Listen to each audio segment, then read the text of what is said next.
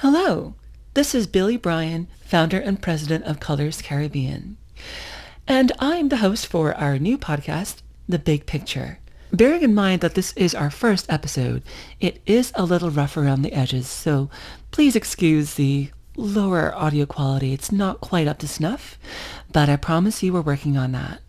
Furthermore, each episode should ideally be somewhere between 20 to 30 minutes long, but given the subject matter of this episode, our first episode, it did drag on a little bit. On top of that, Leo, as much as I love you, you do tend to be a little bit verbose and long-winded. So I decided to split this episode into two. So you'll have the first part of the episode and the second part as two separate recordings. So with that in mind, please enjoy our first episode of our new podcast, The Big Picture. Thank you.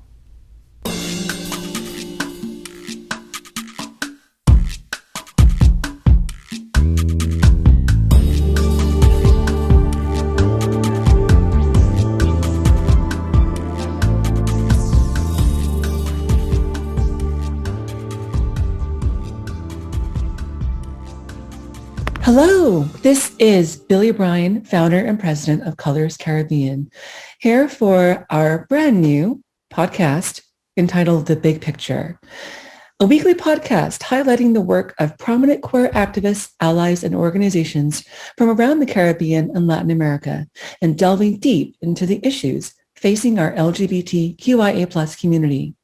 Each episode features a new special guest and is co-hosted by members of the Colors Collective.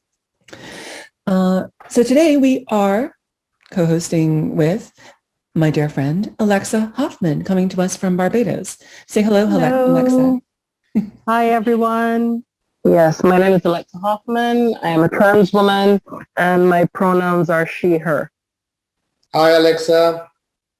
And that would be our special guest, Dr. Leonardo Raznovich, or as I often refer to him, Leo. Thank you for joining us, Leo. This is my privilege, and definitely I'm delighted to be able to join in your first postcard, and I hope that we can make it a good one for those who are listening to it. I'm a gay man and I identify, that's right, and my pronoun is he, I guess, his. Well, it's a delight to have you as well.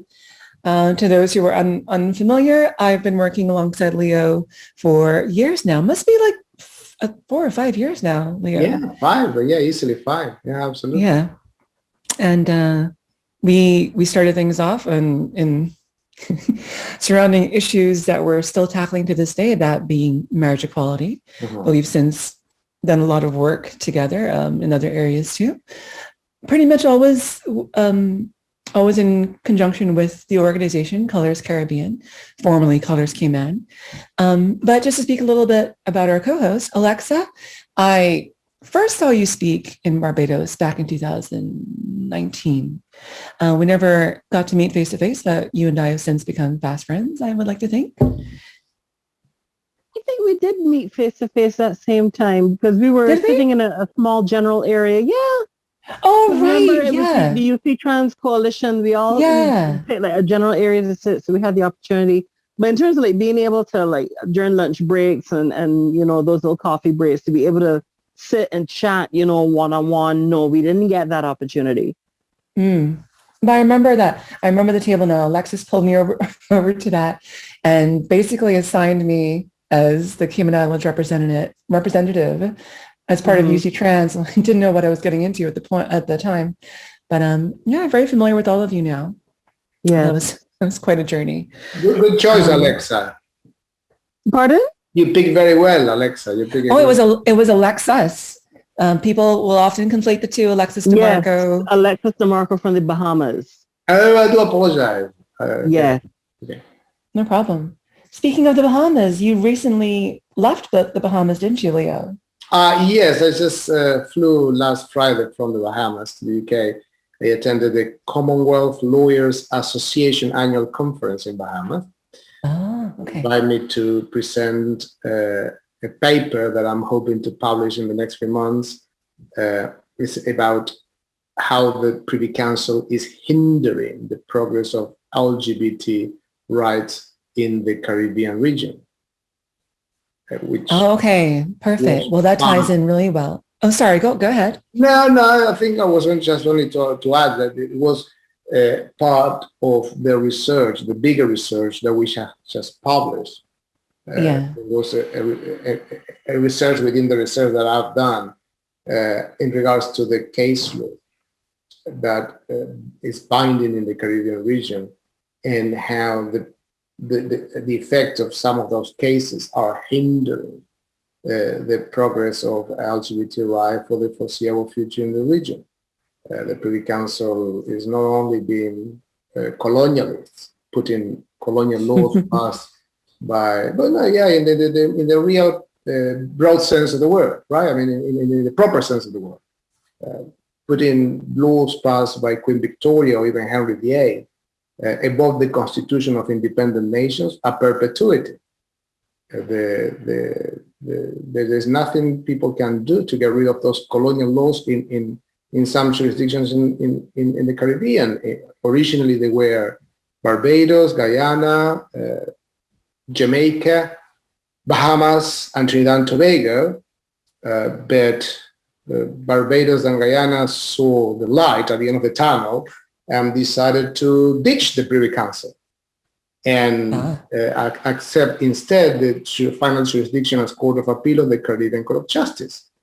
And that basically gave Barbados and Guyana full independence from the British power, whilst the other countries that still see the Privy Council as the final Court of Appeal is subject to the jurisdiction of the Privy Council, which basically are the same British judges that actually were part of the British Empire, their predecessor, obviously. And so to the extent that they remain under the umbrella of the Privy Council, the final Court of Appeal, those countries are not fully independent. And an example of that is precisely the situation in Trinidad and Tobago, where any colonial law is untouchable by the judiciary of Trinidad and Tobago. So a judge in Trinidad and Tobago can, if a judge finds any law passed by the Parliament of Trinidad and Tobago that is in breach of the Constitution, it has the obligation to declare the law void and inoperative because it's in breach of the Constitution. But if a judge finds a law passed during the time of the empire until the day of independence, a judge in an independent nation cannot touch the laws passed during the time of the empire. Any colonial laws is untouchable in Trinidad and Tobago. And to make matters worse, if Parliament in Trinidad and Tobago were to repeal that law, and let's say in 100 years' time, a conservative Parliament were to bring back that law 100 years from now will go back to be colonial in essence, and again becomes untouchable by the judiciary of Trinidad and Tobago. This was the situation in Bahamas, where the parliament back in the 90s or even the 80s repealed the flogging as punishment, a colonial punishment, and 10 years later, a new conservative government in Bahamas brought back flogging. Someone who was sentenced to flogging challenged that for cruel and unusual punishment, unconstitutional under the law, the Constitution of Bahamas. And the Privy Council said, sorry, the law, although was repealed back in the 80s, has been restated now by the Parliament, and then it returns to be colonial. So just let's say criminalization in Trinidad and Tobago,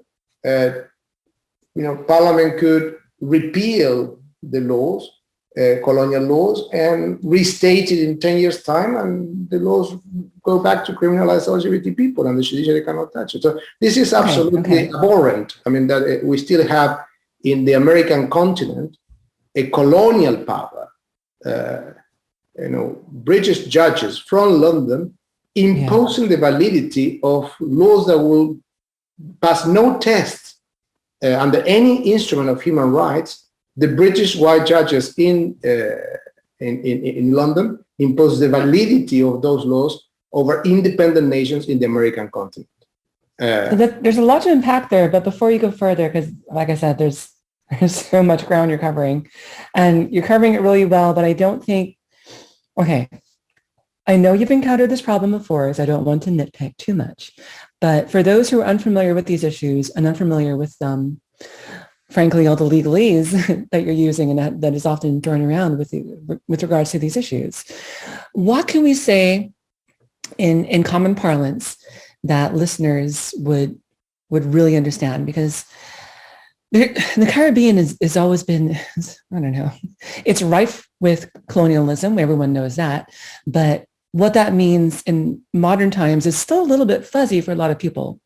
For instance, the Cayman Islands is not an independent nation. I'm familiar with that, of course, because I'm Caymanian, but a lot of people who don't reside here or didn't grow up here would not really know what that means, especially when it comes, when it comes to other British overseas territories, particularly the ones in the Caribbean, including Bermuda, which is also fighting for marriage equality right now, right? That's we're correct. Still waiting. Yeah, we'll still tripping over myself. We're still waiting on the judgment to be delivered from the Privy Council with regards to same-sex marriage in the Cayman Islands as well as Bermuda. That's correct. But the reason why I made this introduction, you asked me about the conference, and that is what I presented in the conference, but it is a relevant point in relation to the situation in the Cayman Islands and Bermuda, because, with all honesty and without, burning any hope that people may have on the result of the Privy Council, I don't have much hope in light of, this what is the history of the Privy Council. This is just one aspect of it, right? The Privy Council is prepared to impose the validity of abhorrent, inhuman, unconventional, and any human rights instrument, validity of colonial laws, a perpetuity in independent nations. So let's put that into context. What hope is there for territories where there is still colonial and under the power of the British Parliament and the British judges? And I do want to get to that, but let's back up. That's what I think is important, because it is. I do believe that both Bermuda and the Cayman Islands have very powerful constitutional cases. But then go back to Trinidad and Tobago in 2007. Trinidad and Tobago passed, in 2001, Trinidad and Tobago had passed legislation that prohibited discrimination, the Equality Act of Trinidad and Tobago, 2001, I think is in which was passed. But it was the grounds of discrimination that were prohibited under the legislation. Under the word sex, there was an explanatory note in the law that actually said that sexual orientation and gender identity should not be included within sex discrimination grounds of sex or gender. This was challenged in the court, and the High Court of Trinidad and Tobago, unanimously the Court of Appeal, declared that exclusion unconstitutional, a breach of the equality provisions of the Constitution. The Privy Council unanimously reversed the unanimous decision of the Court of Appeal. Didn't even bother to consider the constitutional grounds here. They didn't even bother. When you read the Court of Appeal case and the Privy Council case, you feel like you are reading two different cases. It doesn't, there's not even a link, save for the word sex. There's not even a link. One is a statutory interpretation, and the other, and in the Trinidad and Tobago, it was a proper constitutional case.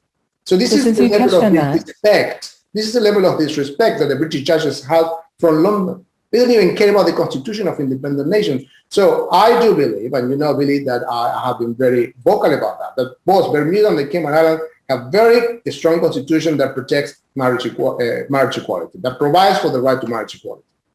But since you touched on that, do you worry that we're going to suffer the same fate, so to speak?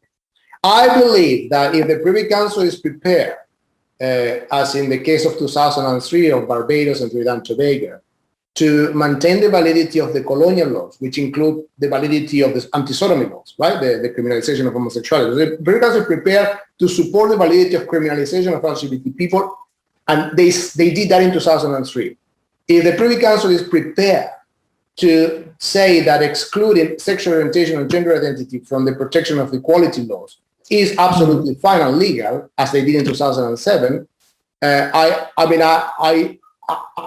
has to be a huge U-turn of the Privy Council. It has to really be prepared to put an end to its colonial homophobic policies and start afresh with marriage equality. Now, all right, Leo, when I was 6 or 7 years old, I stopped believing in Santa Claus, right? But I mean, it may be that exists, and it may be that we are surprised by the Privy Council, and I have to apologize. I have to slow you down, Leo. But for what I'm suggesting now, that the Privy Council is more likely than not to bring about segregation, as the American did with racial segregation back in 1896. The Privy Council, I believe, is going to bring segregation to the Cayman Islands and Bermuda, but instead of grounds of race, it will be in grounds of sexual orientation. That's my forecast. If I am wrong, I will apologize publicly. You know that I am prepared to do that, because when I am wrong, and I'm happy to say, I'm sorry, I was wrong. Well, I don't usually say this, but I hope you are wrong in that regard. I hope so too. Yeah, well, I wanted to just backpedal, and like I was saying, a lot of people don't understand what the Privy Council even is, or what the whole issue is, why it's taking so long, etc. There's still a lot of mystery surrounding all of this to a lot of people who aren't legally educated, I suppose. So let's backpedal, and at least for the Cayman Islands, I know, and most people who are watching the story in Cayman know this, that Vicky and Chantel's case went to trial in February this year, right? In the Privy Council. In the Privy Council, yeah. So we were... Technically speaking, yeah, the appeal of Vicky and Chantel was heard. It wasn't a trial. It was an appeal, and it was heard by the Privy Council in February this year, yeah. Yeah, and we anticipated a judgment to be delivered in a few weeks' time. Well, technically, 6 to 8 weeks is normal. Yeah, that is correct. Yeah. I think a judgment was expected to be delivered either before the Easter break, or at the latest upon the court returning from the Easter break. But it's well past that time range. Yeah. So before we get into why it's taking so long, can you possibly explain what the Privy Council actually is, why they're involved in this in the first place? Why can you enlighten us a little bit about what that means? The Privy Council is a remnant of the empire. It was the court of the empire. The British Empire. The British Empire, right? So any matter that was judicial, that was coming to the monarch in London, the monarch is the final judge for anything that happened in the empire. So any matter will actually be heard by her Privy Council, a judicial committee of it. The Privy Council is a big body. I mean, it has different functions and different labels. But one of the committees of that big body, the Privy Council I will refer to, is the Judicial Committee of the Privy Council. And so the convention, the constitutional convention, so the tradition is that the hearing, the appeal to Her Majesty is heard by the Judicial Committee of the Privy Council, and they, after hearing the case, advise Her Majesty as regards to the outcome of the case. So the reason why the Privy Council is still the court, the final court of appeal for the Cayman Islands, Bermuda, and any overseas territories, because they are still colonial territories. So they are remnants of the former British Empire, and they have kept the Privy Council. Of course, the Privy Council is also the final court of appeal of independent nations, who open independence mysteriously. It doesn't make any sense to any person in the world that believes in the word independence, mysteriously decided to keep the Privy Council as final court of appeal. So those nations, all the nations in the Caribbean, just to give an example, open independence, gain the power to pass their own laws, the power to administrate themselves, but they have kept with the British Crown the power to decide what the law means in their jurisdiction. Okay. And then you have decisions such as the one in 2003, where the British Crown says the colonial laws, you cannot touch it because I like them. Something. I'm not going into the detail of the case, but just to make it simple to the audience, there is no legal grounds, or the legal grounds articulated in 2003, at least in relation to Trinidad and Tobago, are wrong as a matter of law. So that's why I'm saying, the colonial laws, you cannot touch them because I like it, is a more easy example of what. But that's why, so the Privy Council is not only the final court of the overseas territories, also could also remain the final court in some independent nations that have not, resigned the jurisdiction of Privy Council. And it could also be the Court of Appeal of jurisdictions who have nothing to do with the British Empire. So, or with the British Crown anymore. So, for instance, although Trinidad and Tobago, it's a republic, so they even got rid of the Queen ahead of the state, they kept the Privy Council of Final Court of Appeal, which makes absolutely no sense. I mean, it's difficult to understand. I had no idea about that. That's a little bizarre. It's difficult to understand that a country such as, let's say, Dominica or St. Lucia, they still, they have kept the crown as the head of the state. Well, difficult to understand why they kept the Privy Council, because that is an honorary position. The crown actually doesn't have much power as head of the state. It's more protocol. Alexa, are you familiar with I don't know how to describe this? If there's any kind of involvement or reliance on the Privy Council when it comes to Barbados? Well, as Leo would have stated earlier, Barbados did away with the Privy Council pretty much around the turn of the millennium. And it instead signed on to be part of the Caribbean Court of Justice.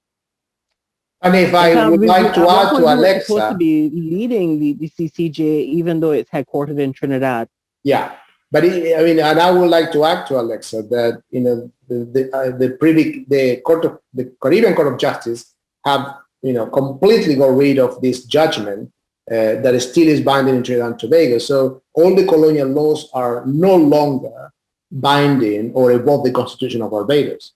That was a decision of the Caribbean Court of Justice in 2018, a very, very strong decision of the Caribbean Court of Justice, in which they says the obvious as a matter of principle and as a matter of law, that you cannot have a constitution and still have laws that have been passed before the constitution came into existence that you cannot touch as a judge of an independent nation. And so Barbados is no longer affected by that ruling. Guyana is no longer affected by the ruling.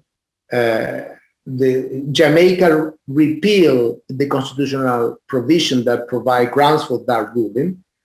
So the only countries that are affected by that ruling are Bahamas, which is restricted for reasons that I'm not going to explain, and Trinidad and Tobago, which is fully affected by that ruling. So it's the only Caribbean country where all the colonial laws are still binding and a perpetuity. So there is a case that is going to be heard by the Privy Council now in November, where this matter is going to be again debated.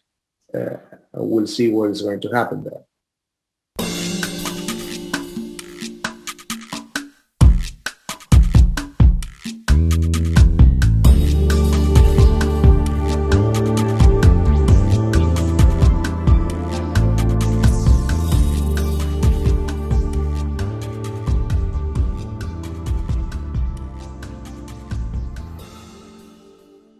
Hello, I'm Billie Bryan, founder and president of Colors Caribbean, and this is The Big Picture.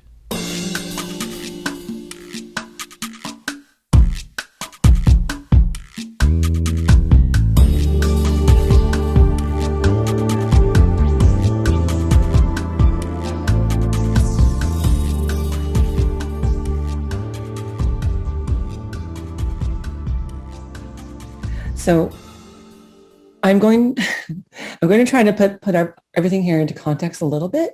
I don't know if any of this serves as a cautionary tale or what have you, but so Barbados used to be a British overseas territory, correct? Yes. Well, yes, yeah, that's correct. Well, yeah, it was colonial territory before independence. Up until November 30th of 66. Yeah. Okay. So if anyone in Barbados were to fight for marriage equality, then try to legalize same-sex marriage, they wouldn't have, how do I put this now? They wouldn't be able to lean on something like the Privy Council to make that happen. And I know in the case of the Cayman Islands as well as Bermuda, that was but they are lucky. But they are absolutely lucky, because Barbados, if someone were to go to court today, and I discussed this with Alexa, another people from Barbados, if anyone from Barbados were to go and ask for a marriage license in court, they will win. They will eventually, the Caribbean Court of Justice is going to give Barbadians, LGBTQ Barbadians, the right to marry. Unless there is a constitutional change in the next few years. Actually, months. Let me just cut in. At present, our laws in Barbados do not prohibit same-sex marriages.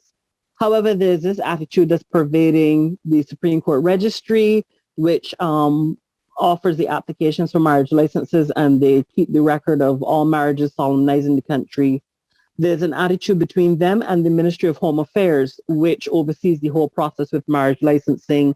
They have the purview over all reverends who officiate marriages, as well as judges. And they take the stance that they would not want to grant a marriage license to a same-sex couple. And they actually try to mislead members of the public into believing that marriage is defined in the Marriage Act as strictly being between a man and a woman, and that it is prohibited, even though there's nothing in the Marriage Act that says so. So technically, as Leo said, if a case were to be brought up, if someone were to sue the government of Barbados because they were denied a marriage license as a same-sex couple, yes, there is that likelihood that I believe that they will win.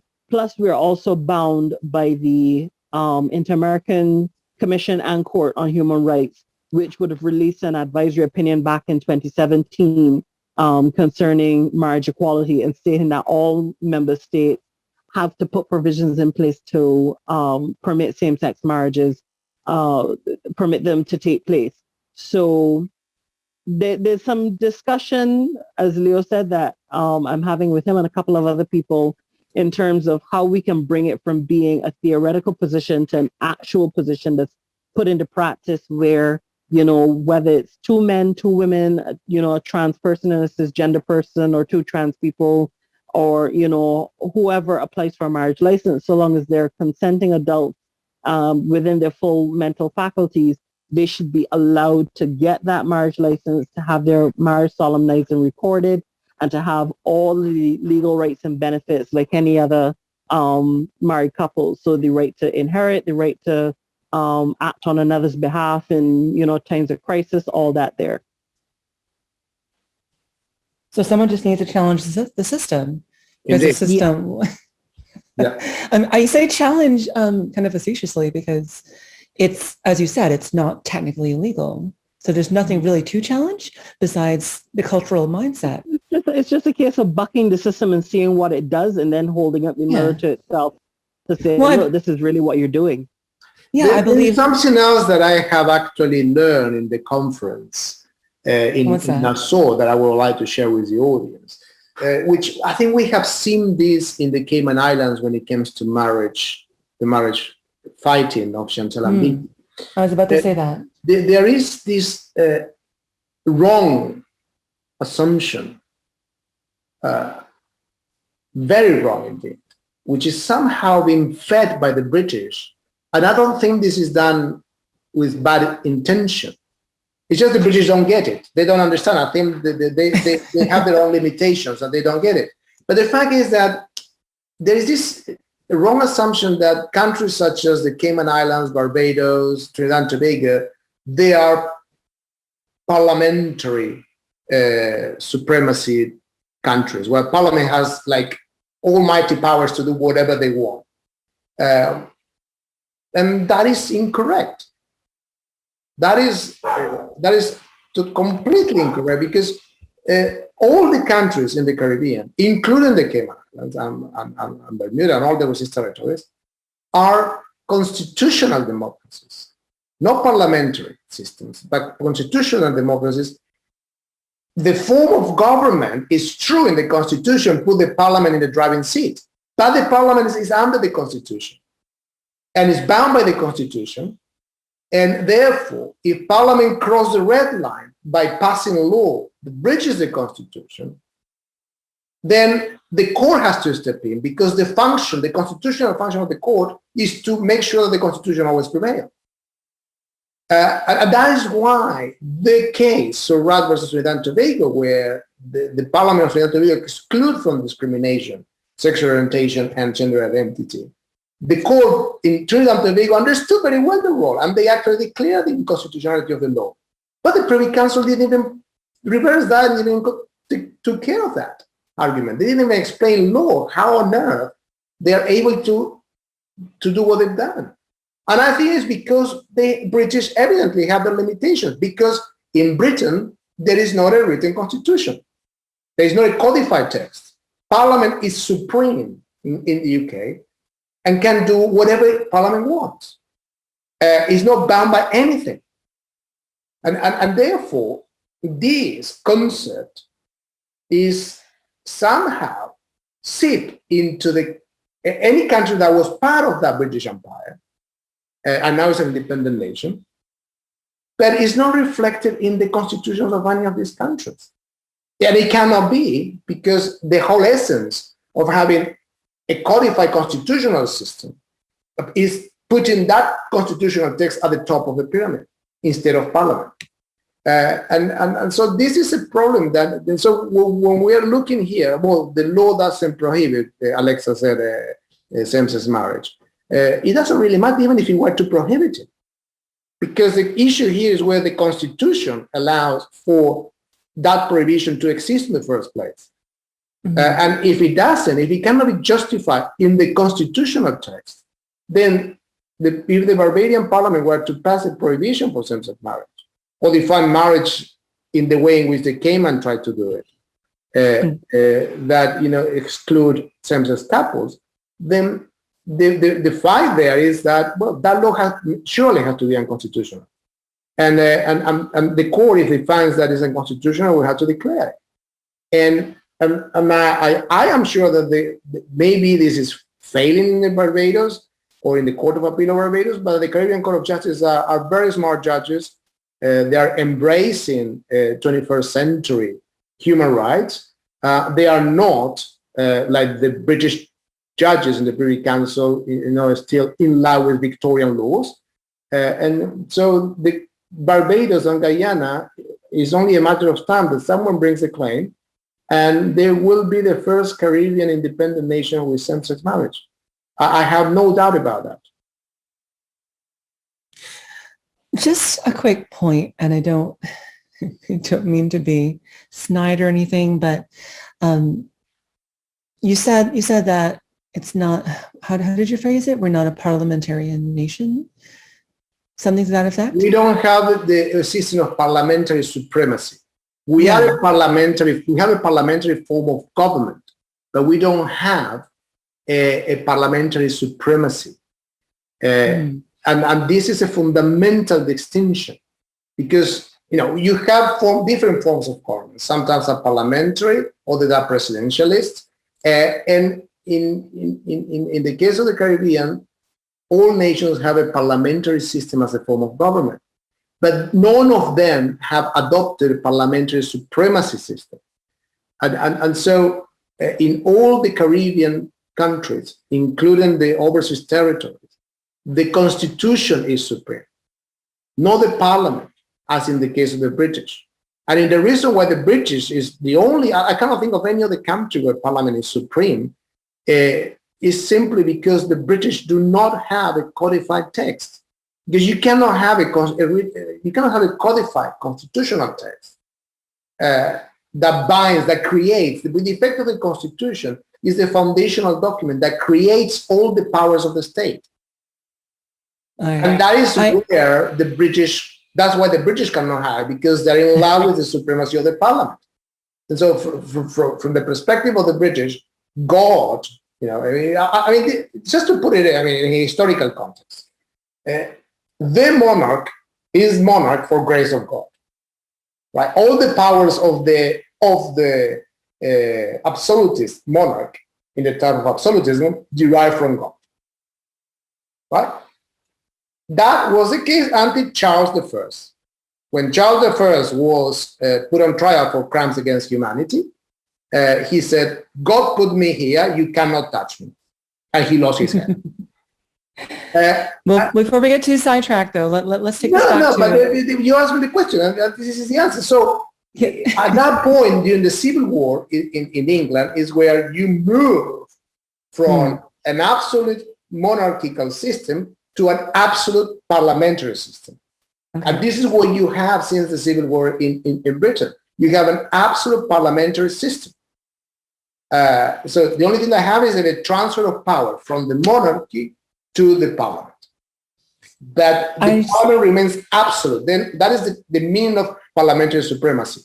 So parliament doesn't have to justify anything it does. In the rest of the world, what we have is a constitutional convention that creates a constitution, and that constitution creates the power, which I refer normally as constituted power, which could be a president, could be a parliament, could be a prime minister, could be the judiciary, etc. But those powers are created by the Constitution. In the case of the Cayman Islands, all those powers are created by the Constitution of the Cayman Islands, and the same in Barbados. So the form of government that the Caribbean Constitution has adopted is a parliamentary system instead of a presidential system, for opposition to the presidential system, which we see in most Latin America, and particularly you will see in the United States. Which means that instead of the president being in the driving seat, the parliament is in the driving seat. But that's it. The Constitution remains supreme on top of the pyramid. I just wanted to comment on what happened last year when the Cayman Islands government decided to change, to identify instead as parliament, local parliament. Did you feel that I'm sure there's more to it than just a simple name change, but do you feel that was necessary? Is it beneficial at all? I mean, whatever the name is, really what matters is how they behave. What Parliament of the legislature did by rejecting the civil partnership bill, putting themselves in contempt of court and above the Constitution, they tried to act as a sovereign parliament. They tried to behave like the British Parliament does. Which actually, by the way, the British Parliament had never done what the Caymanian Parliament did. So every time the court of law actually says that there is a breach of the European Convention, Parliament immediately said, we accept it, and they change the law. There is that's what I wanted. So that's what I wanted to get to. The immaturity of the legislator in the Cayman Islands. So you could call yourself parliamentarian, member of parliament, but if you don't have the maturity to understand that you are limited by your own constitution and that you must always upheld your constitution, you have sworn to do that. They swear on the bloody Bible every 5 years when they take office that they're going to uphold the constitution. They commit perjury. Those who voted against the law committed perjury because they did not uphold the constitution. So I wanted to return to that. I don't know. They don't behave as parliamentarians, in my view. They behave like children in a kindergarten. Not that Leo, but Leo, if we didn't have, I don't know, just to really, really keep it simple, if we didn't have the Privy Council to lean on, so to speak, then it would have ended there, wouldn't it? That we would have lost the battle at civil partnerships. End of story. Is that not accurate? I don't get the comparison. I mean, I'm saying that, Vicky and Chantal, their case went to Privy Council, fighting for marriage equality, same-sex marriage in the Cayman Islands. Without the Privy Council, obviously they wouldn't have been able to do that. The buck would have stopped at Parliament when they essentially shot down the civil partnership bill. Isn't that accurate? Well, it is a little bit inaccurate because the Privy Council had no impact or influence on in the civil partnerships law. No, I'm saying like Vicky and Chantel wouldn't have then been able to go take their case to Privy Council. Okay. Essentially, like having a means of redress. So yeah, okay, they went through the Supreme Court there in the Cayman Islands, and the ruling would have come out, but then Parliament went and acted against that ruling, I guess. Yeah. So then, right. So in the fact that they acted against that ruling, if it weren't for the fact that there was a Privy Council, that the case could have then been sent over for appeal to say, well, hey, our Supreme Court made a ruling, but the Parliament acted against it. What do we do? That if it wasn't for that ability to go to the Privy Council, what then would have been the avenue in light of the Parliament defying the Supreme Court's ruling? Well, the issue here, Alexa, is that the issue in the Cayman Islands is more complex. I don't want to bother. I think we could actually talk about the issue of human rights in the Cayman Islands in another block, because it's going to complicate matters more. But just briefly, let's assume in Barbados, if parliamentary in Barbados pass legislation that is declared in breach of the Constitution by the judiciary, that law becomes void and inoperative. That's what the Constitution of Barbados says, Section 1 of the Constitution, I think it is. But in the Cayman Islands, if Parliament passed legislation in breach of human rights, that law remains operative. It's not void. That is what the British gave the Cayman Islands. It's the only jurisdiction in the whole American continent, from Alaska to Tierra del Fuego, is the only jurisdiction in the continent where the judiciary has been taken away the power to declare void and inoperative laws that are in breach of the Bill of Rights of the Constitution. They still remains with the power to do so in relation to any other chapter of the Constitution, but not in relation to human rights. In relation to human rights, the court has only the power to declare incompatibilities, but that has no legal effect other than just a declaration for Parliament in the Cayman Islands to change the legislation in accordance with the Constitution and the judgment of the court. In the case of marriage, the reason why the Chief Justice in the Cayman Islands was able to make that declaration of voidance and then modify the legislation was because the marriage law predates the Constitution. It was passed by the legislature of the Cayman Islands before the new Constitution came into force. So that's why that law is special. The government is arguing, and this is something that it is up for the Privy Council to make a decision, that any law, doesn't matter whether it has been passed since the new Constitution came into effect, even those that have been passed in 1870s, they cannot be touched as a matter of human rights. That's the argument government. I don't think the Constitution allows for that possibility. Again, for complicated reasons, I think they're wrong. The Chief Justice was right. The Court of Appeal did not have to touch upon that because the Court of Appeal decided that same-sex marriage is not required by the Constitution. So they didn't need to go into the remedy point of it. And the Privy Council only will have to touch upon that point if they find in favor of Vicky and Chantel. So the Privy Council goes back to the Chief Justice and say, no, actually the Constitution properly construed and interpret requires same-sex marriage, then it remains the issue of the remedy, for which the government is asking that the remedy remains with Parliament and not with the court. Which, again, as I said, in this case, it doesn't seem to me, and Chief Justice was in agreement with me when it found in favor of Chantel and declared the marriage law void and modify to remedy that voidance. So that's where we are at the moment. Okay. So we're definitely running over. Well, we've already run over our time here. So I want to finish up by asking, what you have to report when it comes to when we can expect to hear from the Privy Council and with regards to marriage equality, not just for the Cayman Islands, but this is something I neglected to ask as well, not just for the Cayman Islands and Bermuda, but what it means for all British overseas territories. And when should we hear when do you expect a judgment? Well, not only all the overseas territories, I would say it will also be very important for the independent Caribbean nations, because the Constitution of Bermuda is very similar to that of most of independent nations. So this constitutional interpretation for Bermuda although will not be binding for countries who are under the Privy Council, independent nations, it will be a clear authoritative judgment one way or another, because of the Constitution of Bermuda. Bermuda, as I said, has a constitution which is very similar to that of the other independent nations in the region. From the same time. So this is going to be a very important judgment in that regard.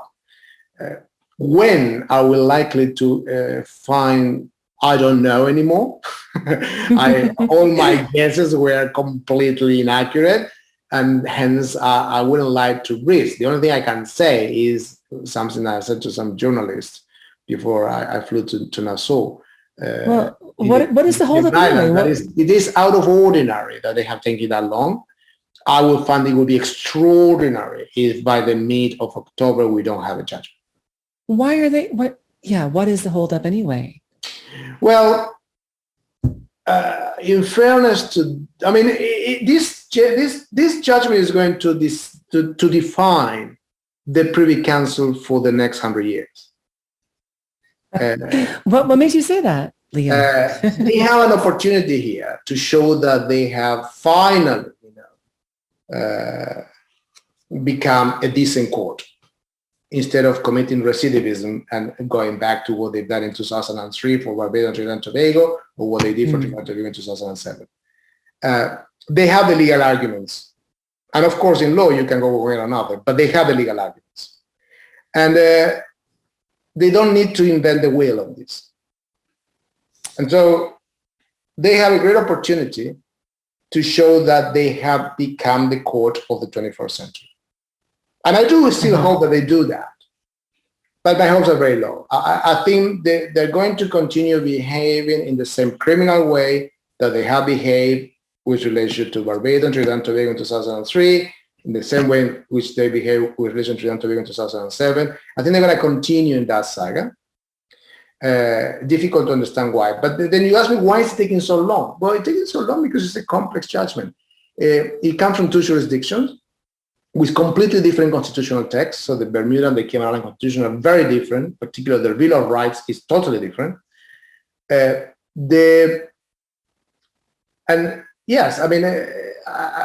guess if the Privy Council were to find in favor of Vicky and Chantal and against the Bermuda government, because remember that in Bermuda is the government appealing, while in the case of the Cayman Islands is Vicky and Chantal appealing. So if the Privy Council were to find in favor of Vicky and Chantal and against the Bermuda government, then the judgment becomes much more complex, because the justification for such a decision will be different in each of the constitution. Mm-hmm. And the remedy in itself is going to be a huge discussion, particularly in relation to the Cayman Islands. There is a lot of explanation they need to do. So, from one perspective, the fact that it's taking so long, it gives me a little bit more of hope to say, well, they are struggling with making sure that the judgment that they are writing is impeccable, right? That they are not missing anything. Because if they were to fight against Vicky and Chantal and and in favor of the Bermuda government, the judgment would have been very simple. It wouldn't necessarily be too different from that of the Court of Appeal of the Cayman Islands. It would be a very simple judgment. But anyway, it doesn't mean that, I'm just guessing here. But the fact is that for Chantal and Vicky to win and for the government of Bermuda to lose, and therefore for same-sex marriage to become the rule in the overseas territories, the judgment is a complex judgment. The law is on their side, but nonetheless, the articulation of that is very complex, and hence why perhaps they're taking so long, because it could also be that they're in disagreement. It could be that they may not yet have a majority. It may be that, the opinions are circulating and they are not yet, there may not be a majority.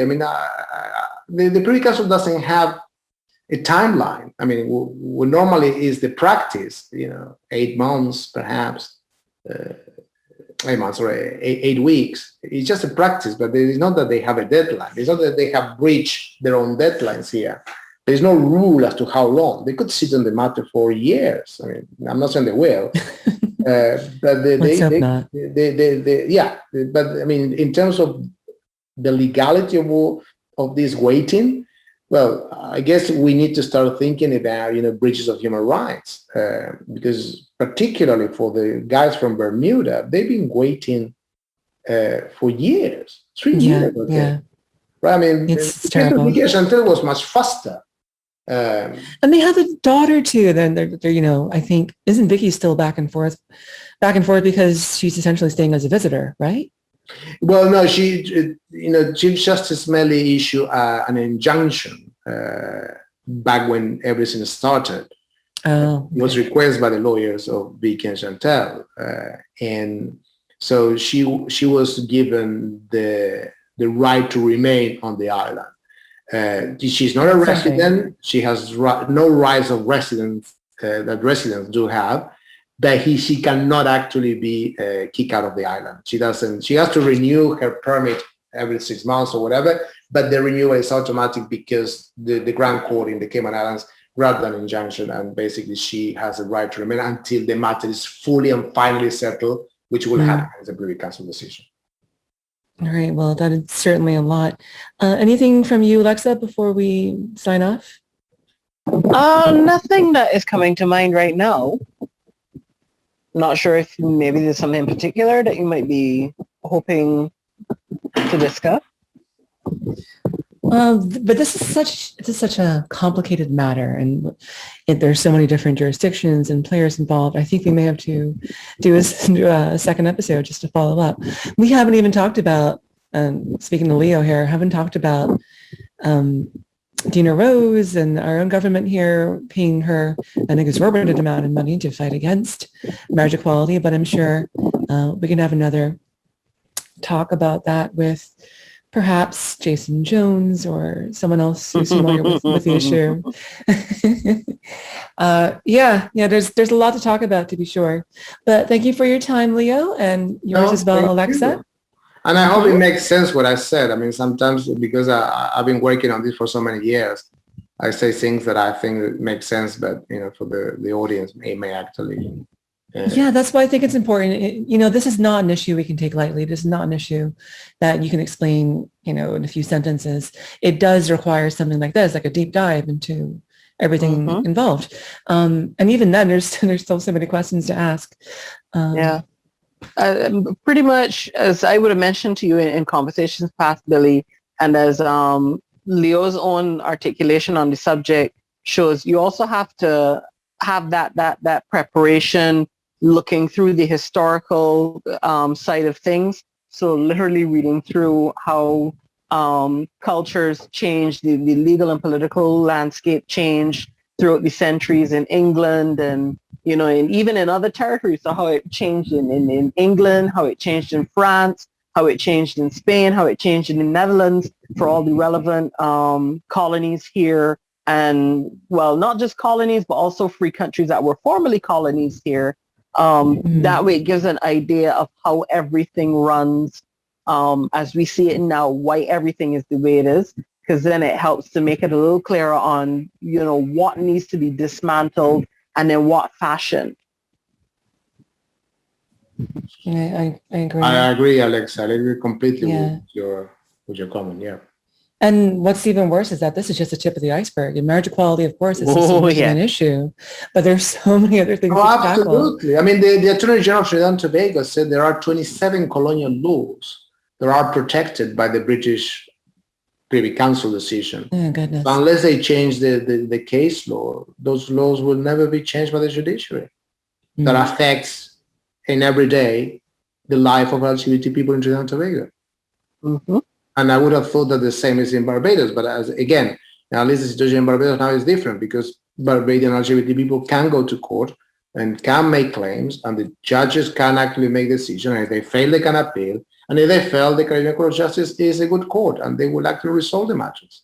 Mm-hmm. Barbados is not, it's not a republic, is it? We are set to become one this November 30th. That's what I've been hearing. Okay. Yeah. So I personally think it's a lot of smoke screening just to dodge away from some of the greater issues that have been plaguing us in recent times. So like, the way how the government has been moving on some issues and not really, doing much on other issues or even seeming to acknowledge them. And so many times over the last 20 odd years, we've heard the word republic being thrown up and paperwork coming out here and talk about we're going to have this referendum, we're going to have that vote and everything. And, back then nothing ever came of it. But now the one moment that people are making such an earnest effort to the point where only a couple months ago, the announcement was made that, we're to become a republic by November 30th. And I'm like, that's a really short amount of time. I mean, you got to educate the public. All now there's supposedly committee meetings being held to discuss what constitutional changes may come into effect, what things we need to consider, X, Y, Z. And I'm just there like, meanwhile, we are having issues where, our healthcare system is being burdened. We have all these issues where we're exposing issues in financial inequalities where, for example, right now school is set to go completely online. So the school term is starting on the 20th. And that means there are going to be a lot of children who simply can't attend classes because they don't have access to the internet or they can't afford a smartphone or a tablet. And, where's the ministry in addressing this? The welfare department, they're also fairly swamped. All these other issues to make sure that people can at least get from Monday to Monday with some modicum of ease and comfort. But instead, we're putting all this pomp and circumstance into this literal political transition that just leaves way more questions than answers. I genuinely am telling you, when we go into the Christmas season this December, Bajans are going to be so confused trying to figure out, how to operate here and there. And there are going to be a lot of blunders going forward. It's just really crazy. Yeah, there's still a lot that's up in the air.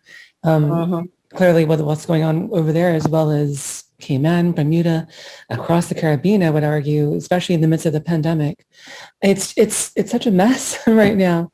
But unfortunately, we kind of have to end it there.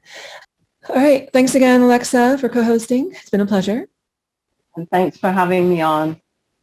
Thank you, Alexa. Thank you, Billie. Yeah. Can you take care, Leo? Yes, take care. Have a pleasant evening. Bye. Alrighty then. Everyone take care. Bye. You as well.